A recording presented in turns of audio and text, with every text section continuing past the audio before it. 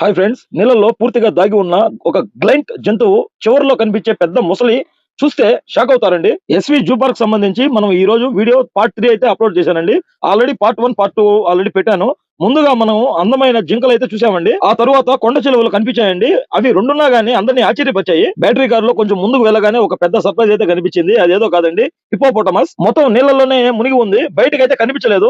ఎండ తీవ్రత ఎక్కువ ఉండడం వల్ల అది ఎక్కువ సమయం నీళ్ళలోనే గడుపుతుంది. దాని తర్వాత కొంచెం ముందుకు వెళ్ళగానే 4 ఏనుగులు అయితే మనకి కనిపిస్తాయండి.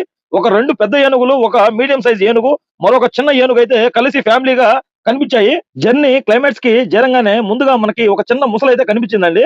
కానీ అసలు ట్విస్ట్ అయితే ఇంకా ముందుంది. నేను ఇంకా దాన్ని చూసి అదొకటే ఉందనుకున్నాను. కానీ చివరిలో ఒక పెద్ద గ్లైంట్ ముసలి అయితే దర్శనం ఇచ్చిందండి. దాని సైజ్ చూసి నాకైతే గూస్ బంప్స్ వచ్చాయండి. మీరు ఎప్పుడైనా ఎస్వి జూ పార్క్ కి వెళ్ళుంటే ఈ సీన్ మీకు ఎలా అనిపించిందో కామెంట్ లో చెప్పండి. ఇంకా ఇలాంటి అమేజింగ్ వైల్డ్ లైఫ్ వీడియోస్ కోసం, అలానే మన టెంపుల్ ట్రావెల్ వీడియోస్ కోసం, హిస్టారికల్ వీడియోస్ కావచ్చు, అలానే టూరిజం వీడియోస్ కావచ్చు, అలానే మన ఛానల్ లో తప్పకుండా ఫాలో అయితే చేయండి. Please subscribe. బై బై, జై హింద్.